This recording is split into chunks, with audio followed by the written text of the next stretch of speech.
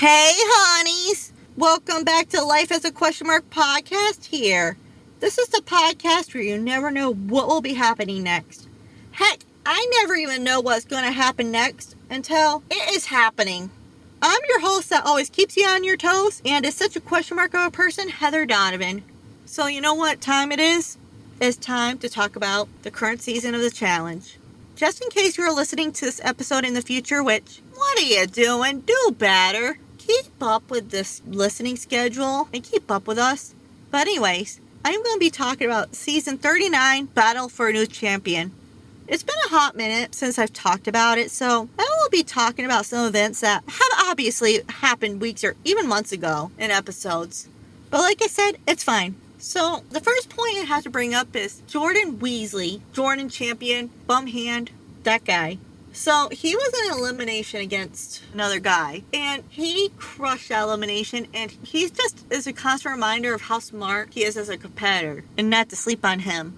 Let me tell you what the elimination was first. It was like the buttons were going in a sequence, like they're lighting up and stuff, and they had to race and go press a button to get a point. So, Jordan, I was not sure what he's doing. I'm like, what are you doing, bro? You're better in this.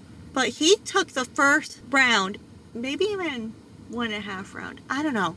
But at least took one round and just kind of hung back a little bit and watched the sequence of the lights go off so he would know where to push them within the next 2 rounds. That's just so smart. And you know, let's bring up this point too. I like Jordan in a challenge TV series, but I don't like him personally. I think that he's an arrogant, I can't say the word I want to, but it rhymes with butt and it begins with an A. I think that he is not a great human being. So, I mean, there's that. I mean, props to him for being a great challenge competitor / champion, all the things, but I just don't like him on a personal level. But of course, I don't know these people on a personal level. Probably never will. It's okay. You know, that kind of thing.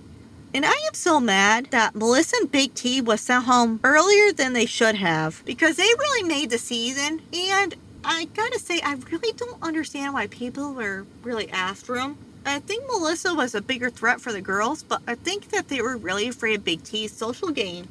And I get that they were after the UK people for a while, and they were really a house target. And then poor Kylan got into the ropes of it too. I don't know. I thought that they really made the seasons. They really brought the drama. They were the episode, okay? And when they left, it started getting a little boring. Then we just saw this Jay and Michelle show where Jay just threw a tantrum. Michelle is just, I don't know. I'm not ditching on Michelle because she did play a good game this season. I was mad that Michelle didn't make it to the final, but Jay did. I would have rather seen Michelle get to a final than Jay.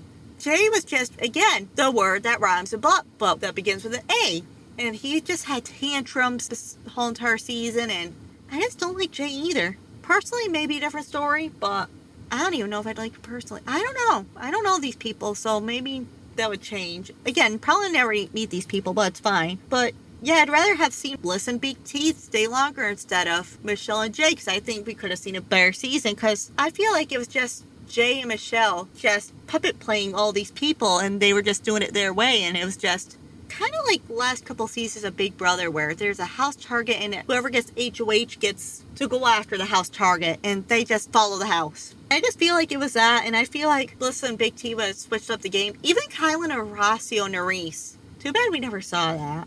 And Corey voted for himself during the Ed and Emmanuel vote, which was smart. He didn't put a burn vote on anyone else, which prevented ruffling any feathers of anyone else making an enemy to him. And this also prevented the vote from becoming a stalemate, giving TJ the power to do the unknown to them. Which, if you've ever watched a challenge, you know that you don't want to give TJ power. And if you haven't watched the challenge before, if you let TJ have all the power, or quote-unquote production, they say TJ, but you know it's the production, then you don't know what they're going to throw at you next. So it's better to have all control when you can. It ended up going to stalemate because Ed voted for Jay, which I do understand why he did that. He understood that he was probably the bottom of the pool, and I think he did know that Jay was running the show. But however, he was in a good alliance, so, you know, I think he got away with it by saying, oh, well, I just was joking, blah, blah, blah.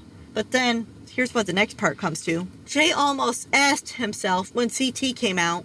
CT called down one of his closest companions, I think it was Aston, and he was mad at Ed because he said, oh, well, you should have just left it as the other person going in or yourself because I would have lost such a close friend and that kind of thing. He also blamed Nerys, too, for that, but it's fine. Nerys and Olivia. And Jay, oh my God, Jay's freaking tantrums. And again, prime example, saw this all over Facebook, but oh my God, what a freaking baby. I mean, my God. And then we're going to go forward a little bit. This one kind of happened within the last couple weeks, we'll call it. It's a big Olivia fiasco that has taken over social media. And this one is Olivia picking Mariah over her, Nerys, Kyland, or Horacio. Sending Nerys, Kyland, and Horacio into elimination. Which, here's my opinion on all this. Olivia was playing a good game. Under the radar. Wasn't a threat for a while until she turned on Jay and Michelle. Mostly Jay. Which, I mean, he's an arrogant. Rhymes with begins with A. You know, that type of thing. I definitely thought that she was going to make it into the final. But here's my opinion on the Olivia voting for Mariah. She knew that she was probably screwed if she didn't pick Mariah. Which, of course, she could have went back on her word. Absolutely. But when you're in a game like that, a high-stress game, doesn't matter if it's Survivor, Big Brother, Amazing Race, The Challenge, you're going to make dumb decisions like this. And she probably trying to think of, well, I could just say that I'm going to vote for and then vote for one of the other three. There's probably no mindset there. But my point is, she was trying to save her game. She was trying to stay in the run for the whatever it was. I went on to say $1 million, but no, they lost the majority of the money with the vets. So, I mean, I honestly get it. She was in survivor mode for her game. Which, did she get eliminated the next week? Abso-freaking-lutely. Which I'll go back to that in a minute. But I do understand that. And I cannot say that I wouldn't have done the same. I probably would have done the same. Especially if I wasn't thinking in that high-stress environment. Being in a high-stress environment makes you do things that you normally wouldn't do. Especially if you were thinking on the outside, or especially after a situation saying, oh, why the hell did I do that? But I do understand it, and that's my thoughts on it. Now, going back to elimination with Nerys, Horacio, and Kyland.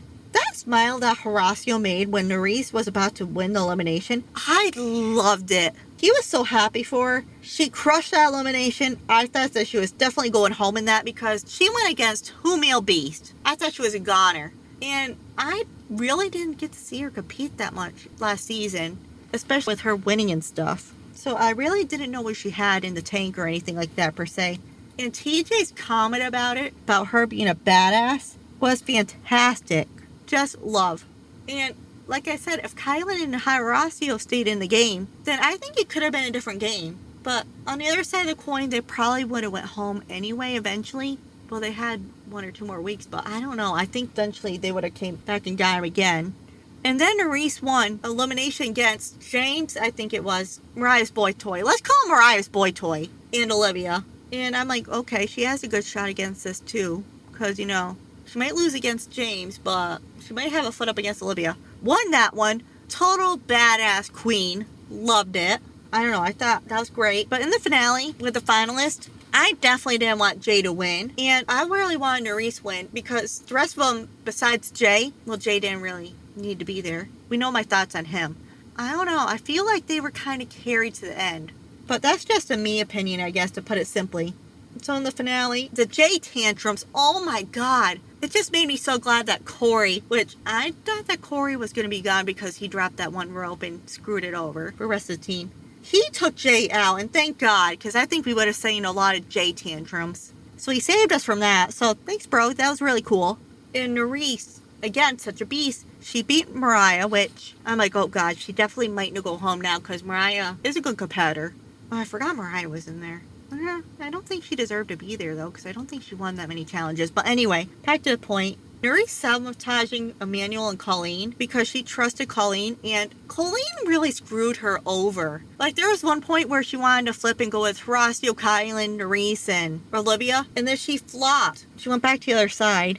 I mean, if Colleen went to the other side, I think they would have had the numbers, but she was A, too afraid to do so, and B, she wanted to be with the quote-unquote winning side. Okay, girl. But Emmanuel, I do get it because he was winning the first, partner parts. So she wanted to slow him up. So I get it and give him disadvantage. And how the heck did Berna get third at the tile comp? She won a few daily challenges, but I don't think that they were really anything. And she's a weak competitor. How the heck was she there to begin with? Can I just say that? And it just made me mad that she was there. Again, I don't know how she is in personal life, but in the challenge, I don't like her. I'm sorry. Maybe she's a cool person in the real world, outside of TV, but she ain't for me, bro. And Nerys called Berna out for cheating. Let me say this. Berna definitely did cheat from Colleen in the snooker part of the final. And if you go back and look in the episode, which I had to go back and look, you can see that she looked at Colleen's board. She just looked at it. Totally 100% cheated. And it's no surprise that Emmanuel won the whole entire thing. This part's pretty funny, actually. I just gotta share my opinion on this. I was watching the interview after he won. I'm like, of course he won. I thought something like this, and this was my subconscious talking. Of course he won. He's the male version of Casey Clark. Ain't that thought and opinion valid, though? I mean, come on. It's true. My girl, Nerys, won second. Loved it. And Colleen got third place, which, how the hell did that happen? Even though, I'll get to that in a minute. I never saw that coming. I thought that Corey was definitely getting third place. They were so close. But Corey's kryptonite was that freaking balance beam. He could not get over it to save his life. And of course, there's no surprise that Berna came in last. Shocker. I told you that was happening. She should have quit. It would have saved so much crying and stuff, but heaven forbid, all that stuff. I cannot wait for that reunion, though. And I saw this on social medias, too, before the advertisement came on for the finale. I am dead that Melissa and Big T are wearing crowns to the reunion. Love it. So that's going to flare up some drama. And I hear that there's a lot of different drama, like, I think it's Tori and Laurel versus Michelle. Maybe Carl and Maria. Nerys and Olivia versus Colleen. Quite a few different arguments happening during the reunion, and I am here for it. And let me tell you this too. I feel like we've been gypped in these reunions. Like, we should have been getting reunions for all the good ones. Like, we should have gotten one in the last Challenge USA, the champion one, and the Challenge USA Season 2. And we should have gotten a lot of these challenge reunions that had a lot of dramatics and a lot of stuff in it. I am so mad because the challenge production has been gypping us on these reunions. What kind of BS is that? But anyway, we're finally getting one, and these might be the one to oust it. And I'd like to say it's Devin Simone that's the host for this. I'm not really sure. It sounded and looked like her. But there's a part, like, towards the end of the advertisement where she says, security. So, it's going to be good. I am all for it. I can't wait for this reunion. And, of course, we're going to be talking about it. So, be ready. For this topic, I'm going to be talking about, of course, it's in the title, why I am single at 30 years old. And a lot of people find it hard to believe that I am single and 30 years old and that I've technically, I don't know if you call this dating or not, but I've only dated somebody for like 1 to 2 days, maybe 3. So I don't know if that really counts. It's fine. So not a lot of relationships, things or anything like that. No experience. It's fine. And some people wonder not only why am I not dating, but they think I'm weird for it and think that I have a problem mentally. And I am here to normalize this, and this is why I'm making it this topic, that it is okay to be single for a very long time, even if you don't have your first relationship till like your late 30s or whatever. Who cares? It's your life. And there are so many reasons why I choose to be single. And let me be honest with you, for a long time when I was bullied and all that stuff, the PTSD even still gets to me. In life, I was kind of taught that it was not okay to be single. But guess what? I'm here to tell you, yes, it is. And you are even a stronger person for doing so, I believe. And my thing is that you cannot be in a relationship and do the 50-50 or 80-20 or 90-10, that kind of thing. You cannot do any type of percentage of your relationship if you do not work on yourself first. Working on yourself is crucial. Like, if you don't have your stuff together, then how do you expect to be your full potential in a relationship? So, for example, if you are not in a great financial spot where you're not in a ton of debt, you can be in some debt, but I wouldn't say, like, in a big amount of debt. And that includes, like, currently not being able to get on your feet, or you're not emotionally or mentally okay, or you're grieving a family member or a friendship, whatever. Whatever the thing may be, you need to get over that hump and work on yourself to be the best self you can be before you can give any portion of yourself into a relationship. I've grown to understand that. And then you may have questions about yourself, which I still do. And until you figure yourself out in life and figure yourself out, period, it is too okay to be single. Or even trying to figure out what you're doing, like job-wise, where you want to live, if you want to have kids or not. I don't know. Who knows? It's different with everybody.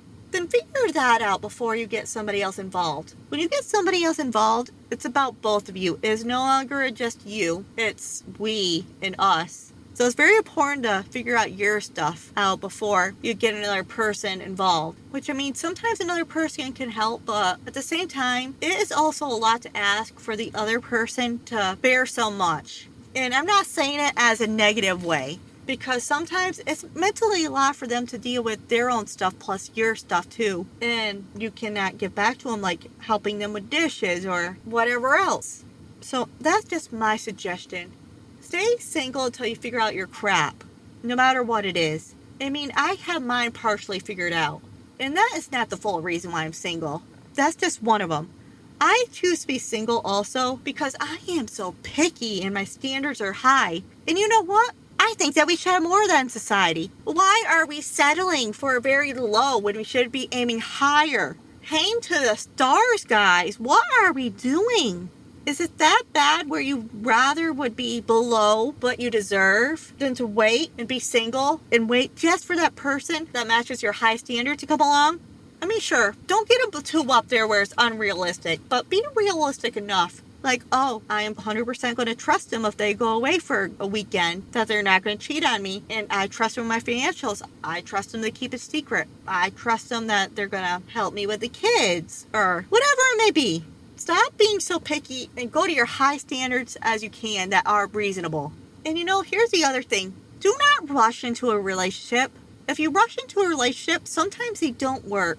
Even though you are with the right person, there's a time for everything. So do not rush it. Like, it might not be a right now relationship. It could be a later on the road. Like, maybe you guys need to get to know each other better, or you need to figure out your BS, or they need to figure out their BS. Or financially, you guys need to be in a better spot. Or you guys have disagreements where maybe you guys need to take a break or put a relationship on the back burner. Or just stay friends. Whatever it is. Do not rush into it. And I do not want to rush into anything. So, I mean, those are my reasons. I need to figure my life out. Like, what I want to do. Get myself settled into a better spot. And I don't want to rush into anything. Like, let me say this. If the right person comes around, then absolutely, I'd be into dating, whatever, taking it at our speed. But I'm not going to date somebody just because. That's a lot of bull crap. And into my 30s, and with not a lot of time to spare, I don't have the time for it. And I am so picky and have just high standards that are not unreasonable. Why would I pick somebody that is below? I mean, we just got to do better as a society. And that'll probably become a topic in the future, like about why we should be more picky and have higher standards for ourselves, just in general. I am also doing this episode from the heart, so you gotta give me credit there. Alright, so, guess what time it is? It's time for a tarot card reading. And today, we are just doing very general. And the general reading for today is what is in your guys' future. So, I will be calling my spirit guides here, and we'll figure out what that is. Spirit guides. What are in my listeners' and supporters' futures?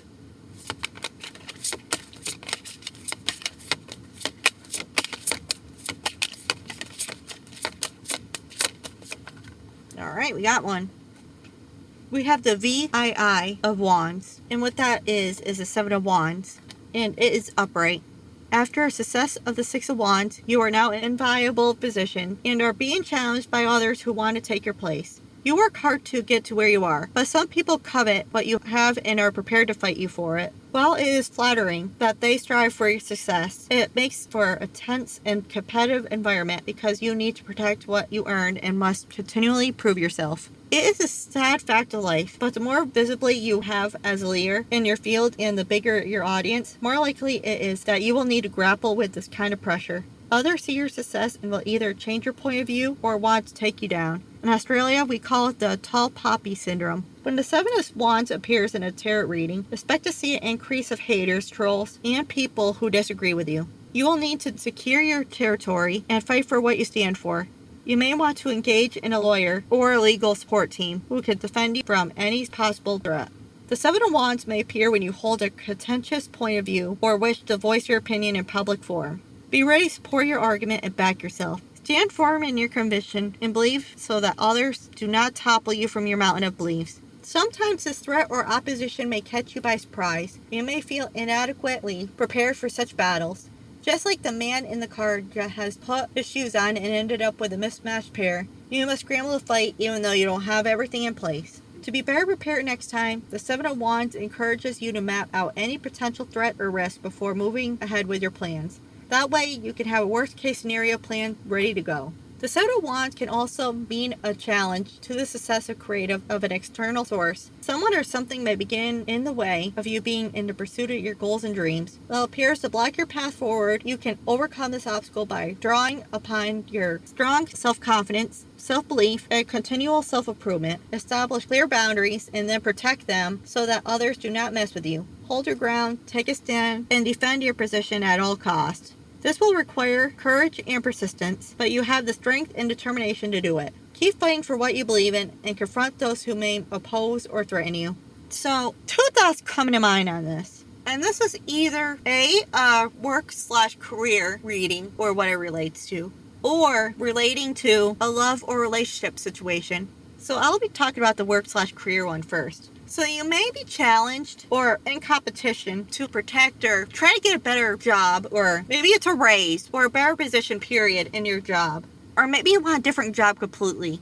But you are going to have to fight for it, earn it, and really persevere and defend. Maintain your control and really stay persistent. So that is my prediction for the work/career one, is that you are going to fight for a raise, a better position, or for you to keep your job in the near future. Now, love/relationship one. Alright, so the first one I have basically has to do with kids. So basically your partner may be challenging you for parent support or guardianship, like that they want more and that you have to pay like so much in alimony and that kind of thing, but they are not in the best interest of your kids. So you are going to have to fight and get your control in check. Do not lose your control. And you are going to have to work in your best interest to protect your kids, challenge and defend your children by rising up to the challenge and battling them in court, no matter what the cost. Just maybe dating-wise, I just see like some of you may be in competition for a certain partner and that you really are going to try to pursue this person. Because a person who you're going to try fighting for to be in a relationship, like your so-to-be partner, they're not going to want you in return. They're going to talk all kinds of smack about you. And you know what? You're going to have to maintain control and just read the situation and figure out that, you know what? This person is not for me and I'm going to defend myself and no longer compete for this person and move on. So those are just some predictions that I am just getting from this general reading. So that is it for this week's episode. So don't forget to rate, review, subscribe, and tell your favorite strangers about the podcast. You can follow and converse with the pod and other listeners of the pod by following the podcast social media. The Facebook page is Life as a Podcast. Instagram and TikTok is Life as a Pod. And we also have a Patreon for the podcast. And it is Life as a Podcast. And you can subscribe and become a member for as low as $7 a month. And you'll get all kinds of special surprises in there. Such as we got some special treats going on, like by no later than March 3rd of 2024, I will have part 1 of the 6-month reading for the year of 2024 done. And remember, it's a general reading, may or may not come true, just like all the rest of these readings. Forgot to put those little disclaimers out there. Last couple times I've done the tarot card reading is fine. And then I will also be posting past dance recital videos up there of dances I have done and some other fun miscellaneous things. So make sure you stick around and you are subscribing to that and you don't want to miss it. And after the 3rd, after we get that 6-month reading in there, it'll be Sunday, March 10th of 2024. I'll be starting the weekly general tarot card readings. So you do not want to miss that either. I really do love hearing from you all, especially in your feedback about the pod. It really helps the podcast become better and grow. You can also follow myself on my personal Instagram and TikTok at MissDeesWorld2022. You can also find a link tree to everything in all the social media pages bios that I've mentioned above. This is also where you can locate the podcast website and the Patreon as well. You can also show your love and support for our podcast by donating to the pod. You can donate by clicking the support link in the show notes that is in every episode. That's for the audio part only, of course, like the website or Apple or iTunes podcast or Spotify or Amazon Music. If you're on YouTube, that's a different story. Just ignore that one. Subscribing on the podcast website or by hitting the payment button in the link tree. Or the last one is that, of course, you can become a member on the Patreon while you are getting behind-the-scenes content. When you make a donation, no matter how big or small it may be, I will give you a shout-out on an episode of the podcast. If you're not into shout-outs, though, then it's okay. I got you. I can give someone a message on an episode of the podcast instead. I could do messages such as proposals, wedding proposals, give someone the bad news that you want a divorce, or I could tell someone to pick up their goddamn laundry off the floor. No matter what you choose, it will be personal for you and a very, very small thank you for helping the podcast become better and grow. Please make all donations for family and friends though. All donations will go 100% towards podcast only. For example, it could go towards paying subscription costs for either using the programs I use to edit my podcast audio or the videos for, or the podcast website. If I need any new or extra equipment for the podcast, or it could go towards any traveling expenses to go to interview a guest to be on the podcast. And remember, we are still hoping for those big heavy hitters to come on the podcast. So remember that we got to do all these things to make that be able to happen, especially getting the word around for the podcast, Got to make that happen. So we have a random word of the episode. And this one, I am so excited for. And I'll give you a reason why in a minute. The random word of the episode is snack. It's such a fun word to say. So that's my only reason. So this will be it for this episode. And I will talk to you guys in the next episode. And until then, behave and do better.